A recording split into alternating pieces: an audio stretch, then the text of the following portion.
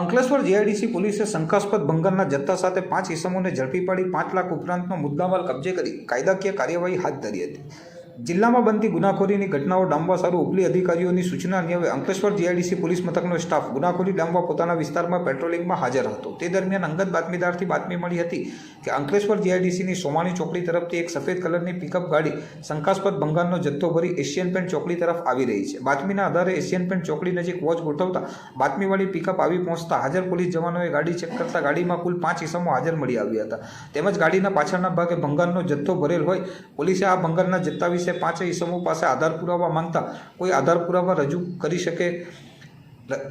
શક્યા ન હતા કે કોઈક સંતોષકારક જવાબ ન મળતા અંકલેશ્વર જીઆઈડીસી પોલીસે 5 ઇસમો નામે વિશાલકુમાર મનુભાઈ પટણી, ગોવિંદભાઈ કાનજીભાઈ પટણી, વીરાભાઈ રમેશભાઈ પટણી, આકાશભાઈ ભરતભાઈ પટણી તેમજ પારસભાઈ લલ્લુભાઈ પટણીનાઓને 41 વંડી હેઠળ અટકાયત કરી બોલેરો પિકઅપ ગાડી કે જેનો રજિસ્ટ્રેશન નંબર GJ1JT